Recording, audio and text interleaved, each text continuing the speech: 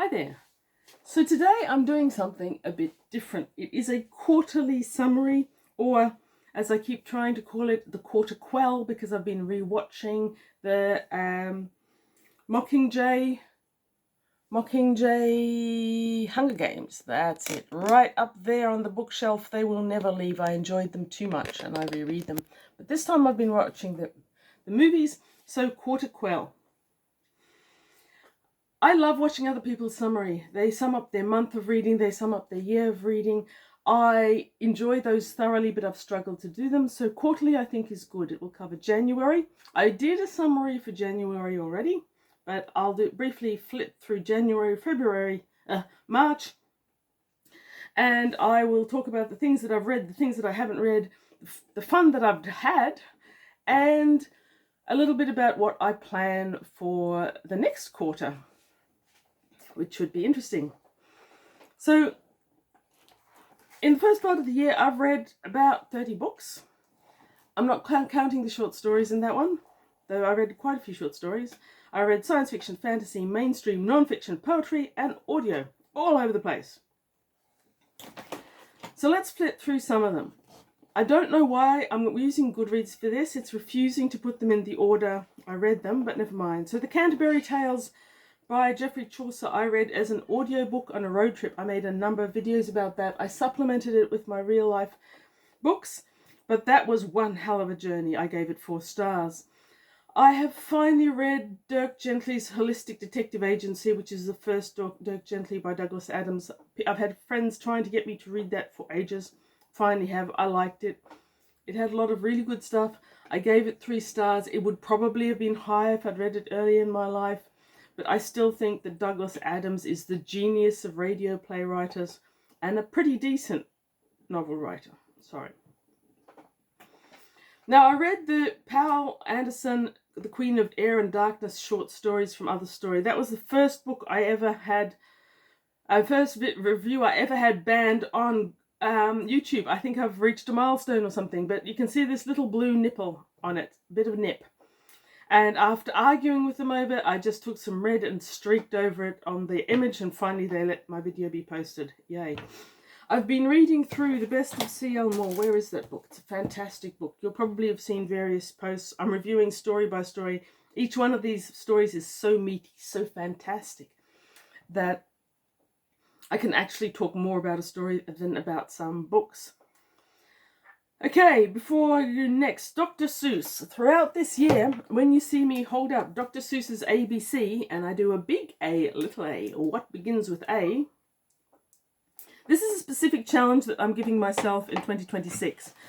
My to-read shelves have now gotten so extensive that picking a book is a little bit difficult. I've always been a mood reader. I go up to my shelf, notice, single shelf of books that I haven't read, and I pick out the one I want to read. I've got too many. I was finding myself walking up to them and wandering back and forth. Shall I have a Saberhagen? Shall I have a Shaw? Oh, look, there's an author in the E's that I've never read before.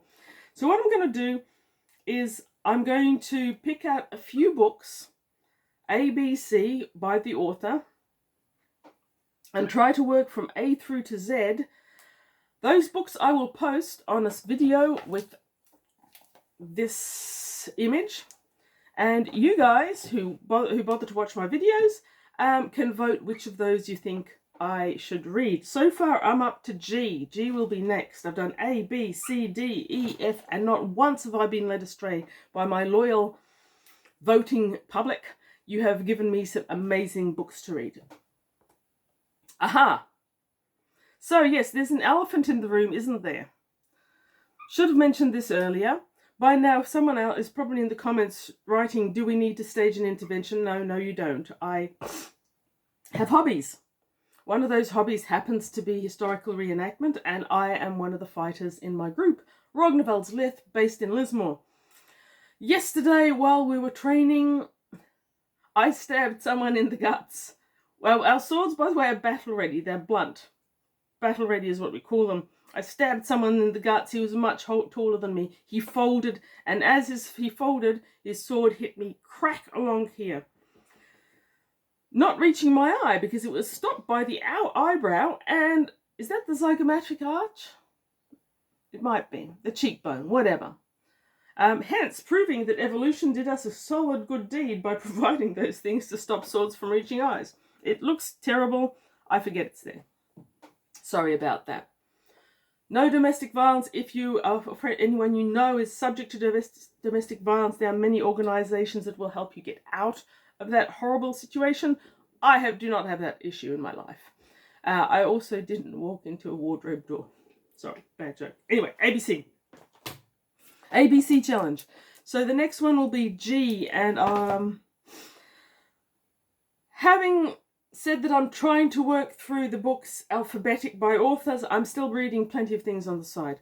But for my B, I did read Hook by Terry Brooks. Hook is the novelization of the movie. So there was a book called Peter Pan by Peter Barry. I've got it up there. I've read it. It's great. They turned it into many movies. Then they made a final one with Robin Williams and Dustin Hoffman. Great movie. That book is pretty much that movie. If you watch the movie, you don't need to read the book, but I did anyway. It was okay. I understand that Terry Brooks himself, who is an excellent author, was not happy with that book or how he was treated by the studios. So I hear. Next on my list, which is certainly not in the order of reading, is Magic Bites, the first Kate Daniels by Ilona Andrews.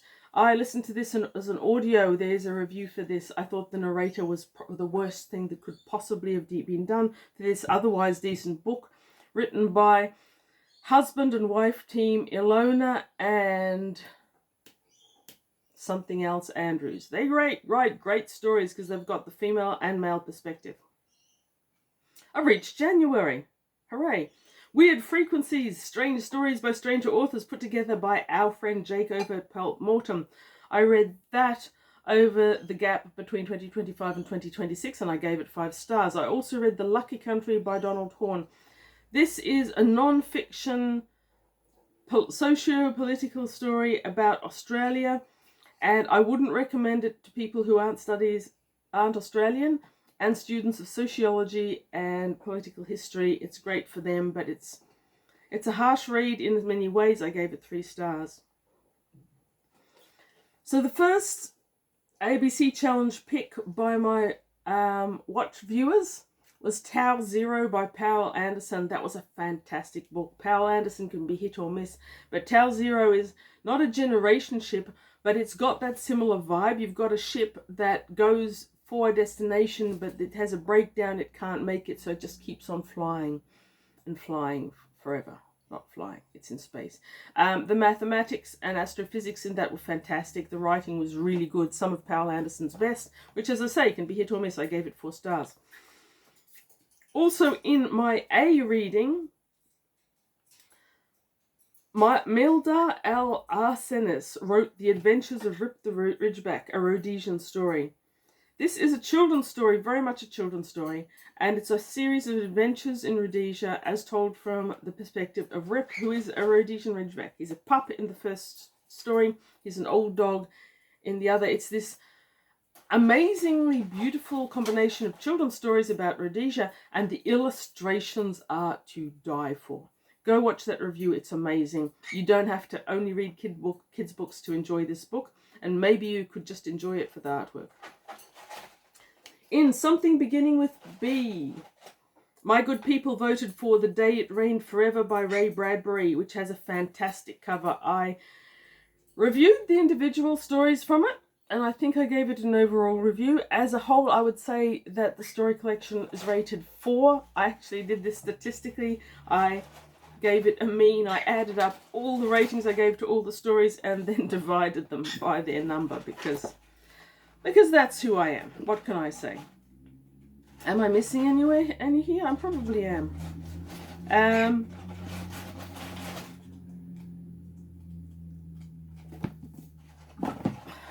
C. Goodreads is jumping ahead to C. So, in my reading of C, authors Bernie Chowdhury wrote The Last Diver, Father and Son's Fatal Descent into the Ocean's Depths. This is a non-fiction about deep diving, cave diving, specific to America, and a deep dive to an unidentified U-boat off the coast of America, which did indeed lose to in which indeed two divers, a father and son, lost their lives. It was an okay story. I've got a lot of criticisms of the book and how certain things were handled, but I gave it 3 stars. I don't regret reading it. Next we've got, this was not part of any alphabetic challenge, it just was, We of the Never by Jenny Gunn. It's actually published under the pen name Arsenis Gunn. It's not really a pen name because in the early 1900s, when this was written and experienced, a woman did take her husband's name. So Jenny Gunn, when she got married, became Mrs. Arsenis Gunn. So fantastic 5-star read. I've been neglecting it for years because it's so, you hear it everywhere and it's ubiquitous and you think it's just one of those things that everyone says is marvellous Australian literature. It is marvellous literature and it's set in Australia. Jenny Gunn is a very young woman, married a man who in 1902, I think it was, who was given the stewardship of a property up in the Northern Territory. And We of the Never talks about how she and her husband travelled through what we would call the bush or the outback today.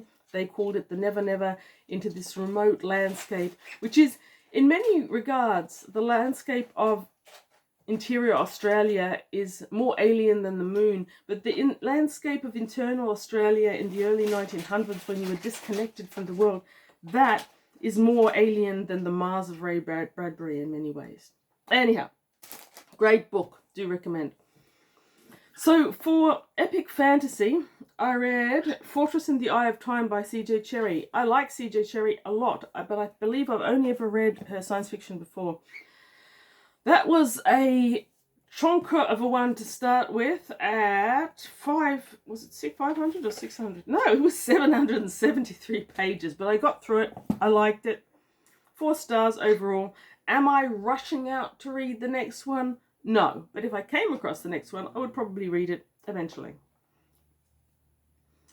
Scooting down the list, I needed a palate cleanser from that one, and I read a children's book, very young children's book, Pirate Stew by Neil Gaiman. It was a great read. I gave it 3 stars, very much younger than children's book I normally read. D. I am in D now. I read Stephen R. Donaldson. Now, I'm sure many of us remember Thomas Covenant stories.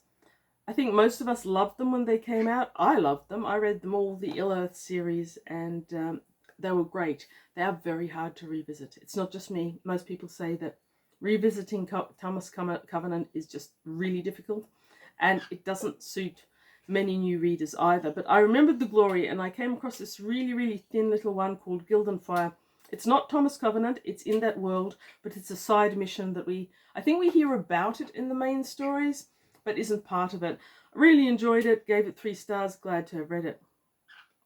Still in D, we've got another non-fiction. I read 3 Singles to Adventure by Gerald Durrell. I love Gerald Durrell's writing. No surprises that it got 5 stars. This is, I think it's his 2nd collecting trip when he was a young man, and it's in South America. Fantastic descriptions of animals, the land, people, travel, strange incidents. It's funny but delightful. Thoroughly recommend that one. Okay, now here we are in D. For my ABC challenge, you guys, thank you, chose Samuel R. Delaney's Out of the Dead City. It might have been a long time before I'd got to that particular one because there's a lot of books out there. And that one didn't really have that much to drag you in. But, do I have it here? Ah, there we go. But it did have this fantastic cover. I love this cover so much, and I was so happy when I came across it. Spears Science Fiction, and the cover, is the cover art credited? I can't remember. There's a whole review of it, so if the cover art is credited in any way, it'll be there. I was surprised and a bit disconcerted while reading it to find that it is a #1 in the series, but it works well enough on its own, except for one tiny story arc that doesn't go anywhere, but I don't think it really matters. If you've got the series, I'd say read it. If you don't, but you've got that one, that'll still work for most people. If you're a completionist, maybe not. In my C reading, I read The Man in the Brown Suit by Agatha Christie. It's the first Colonel Race. It's a very early book. It feels like maybe It was written when she was a young woman before she became famous and only published afterwards. It's probably her least compelling and well written and consistent book. It's fragmented. It's weird. I've been looking for that book, by the way, for years. It's a really hard one to find here. I gave it 3 stars.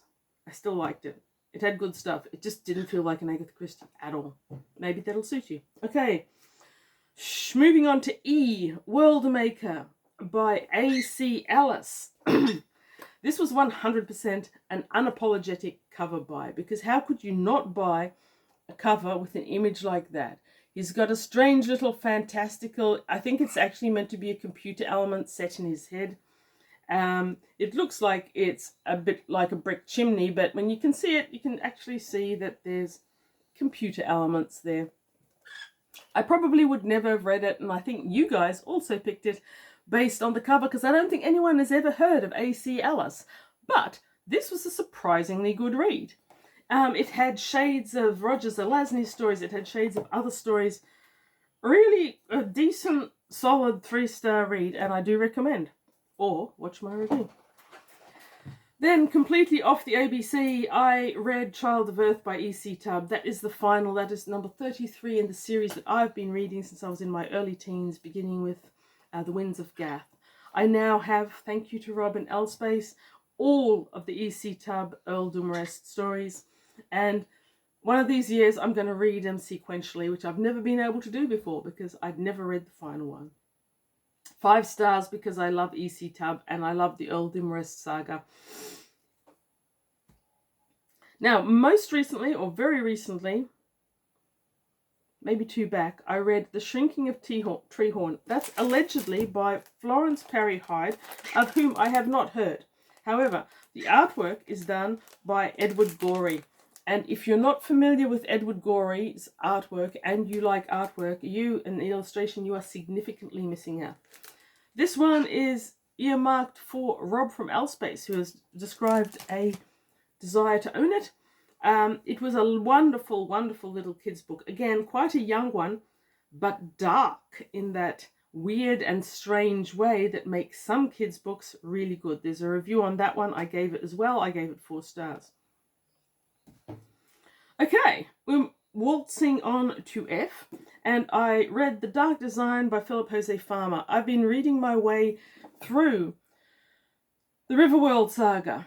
This is the 3rd volume. I read the first one with Chris from Elspace. I think it was last year sometime. That was To Your Scattered Bodies Go. That was a fantastic book.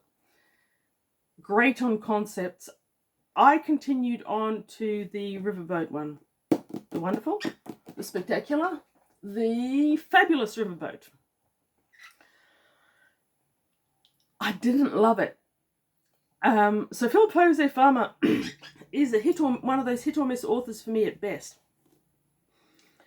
There were hits and misses in To Your Scattered Bodies Go. His concepts are fantastic, and so the scattered body concepts were. In the fabulous Riverboat, he moved away from his primary character of Richard Burton in the first one, and on to Sam Clements, Mark Twain, who built the Riverboat. Now, I don't know why Jose Farmer has got an adulation that is almost fanboy for Burton. Actually, I kind of can see why. He was a pretty fascinating figure. But he clearly loathed Clements. The way he portrayed Sam Clements is the most whiny little bitch boy in existence. And the fabulous Riverboat is basically the invention of the Industrial Revolution. The Industrial Revolution wasn't a nice thing for the people who experienced it. It really wasn't. And reading about it in the Riverboat wasn't fabulous either. So while I've seen a lot of people say that the Magnificent Riverworld saga goes down with each book, I actually think that The Dark Design was better than the fabulous Riverboat. I might be alone on that one. Okay. Oh, I don't have the book. The next one that my ABC Challenge voted for was The 12 Maidens by Stuart Farrar. Have you heard of 12 Maidens? Now you have. That was a fantastic book. It could be considered horror, it could be considered fiction, it could be considered magical realism. There's some occult, there's some mysterious army radar. in the remote country village of whatchamacallit in England. It's a fantastic story. And Stuart Farrar himself was very much involved in Wicca and modern occult in the 70s. I think it was the 70s. But he also wrote about 1975. But he also wrote about a dozen fiction books based in that sort of world. And great. I thoroughly recommend Stuart Farrar if you like that kind of cheesy old worldly. And cheesy and old worldly can be a lot of fun. I thought they were a lot of fun. What else? What else have we got? Okay. I have finished Red Rising and I have reviewed it. I'll post that sometime or other. I originally DNF'd the audiobook for no fault of the narrator for a change. The narrator was really good. I was just reasons. I've got a whole review about it. There's some really good things about this book. I do think the hype is entirely justified in some ways. If I'd encountered this at ages 12 to 14... Oh, no. We don't eat books. You little horror. Come here. Here is the monster of iniquity who just found his way onto a pile of books. Thank goodness he often forgets he can fly. And thank goodness that wasn't a book I loved too much. Yes, Red Rising. I've read a lot of dystopia by now. This gave me Battle Royale, if anyone remembers that movie, vibes. And with every other young adult having people gaming for their lives and doing brutal things, there were elements of, oh, so it's this again. However, kudos to Pierce Brown. He keeps raising the ante. Whenever you think you know what the story is going to be, he notches it up. And his character of Darrow actually has quite a few character developments, and some of them are quite surprising. So yes, that was a far better book than I initially expected. The downside to reading this I do read a fair bit of young adult, but the downside to reading this young adult was that at the same time I was reading in audiobook another young adult called Uglies by Scott Westerfeld. Also a good book. The world building is fantastic. I believe that Netflix butchered the story with a very substandard production, but the book is actually, I would recommend it for the world building, which was quite exceptional in a few ways. It felt much, much younger than Red Rising, in that the character felt juvenile, and I haven't rated it yet, but when I do, I'll probably rate it harshly on the fact that there is no ending. If I have read your whole book or listened to 10 hours of your book, I want an ending. I want a story arc that finishes with the back cover. And Uglies finishes with a, oh, please give me your credit card and buy another book. And I resent that every single time. I will resent that. Also, the main character, Tally Youngblood, while she makes a very adequate young girl, and it is a bit of a joy to find yet another young adult, that's 2 in a row, where the main story isn't a romance. Thank goodness for variation. Nevertheless, she seems to become younger and younger and more immature. At least she does stupider and stupider things. Now, the early stupid things she does make sense in terms of her character and her experience, but she keeps on making more and more stupid ones. At times, you have to actively sit yourself down and remind yourself what you were like when you were 15 or 16 and the sort of choices you were likely to make. They weren't integral to the plot. Didn't love that. Okay, what else have we got? Still reading The Best of Seal Moore. As I said, I think I've got one story and the summary up to go. Now, let's go to my list of shame, my DNFs, because I've got a couple. The first one is the Iliad. The Iliad, like the Canterbury Tales, because the Canterbury Tales worked so well, I was going to listen to on audio and supplement with the real book.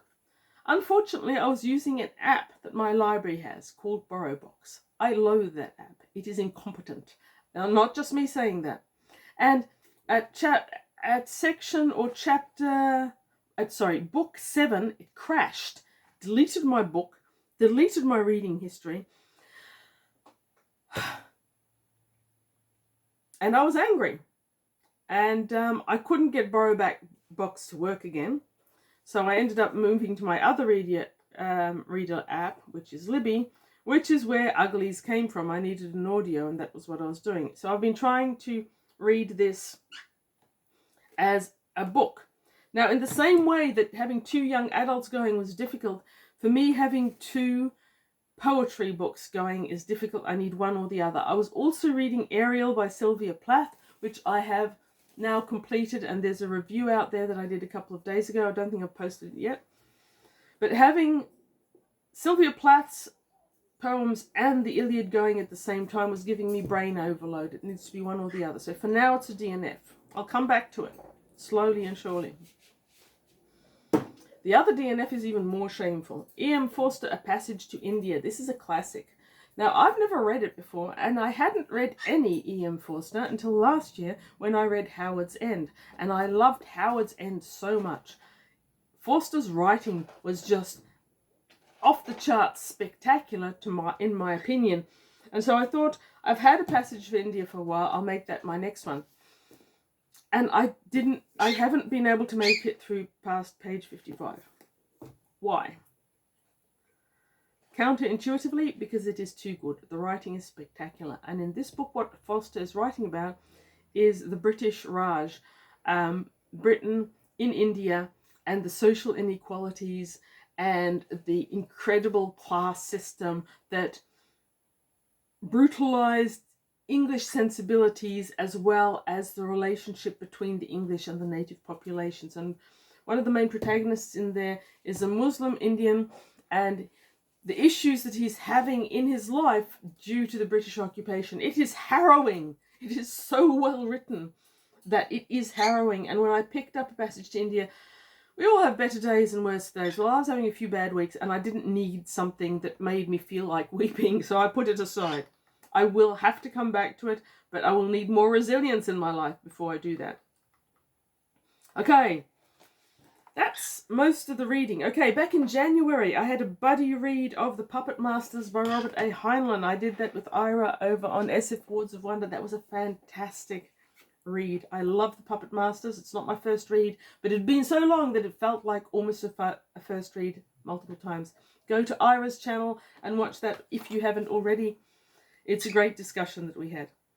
Back in, I'm pretty sure it was February, though I could be wrong, Nick from the book Graveyard, Magnificent Nick, sent me a huge bundle of amazing books. I reviewed unpacking those books. He also sent me Door. I have a Door t-shirt. I feel like I've reached a YouTube milestone. Our section of BookTube and the Door t-shirts.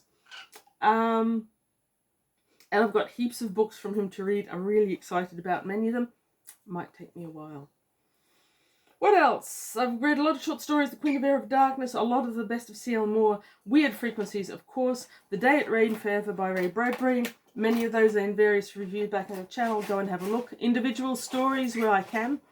And a couple from 13 Great Works of Science Fiction. I'm reading another one of those now. That'll come out soon.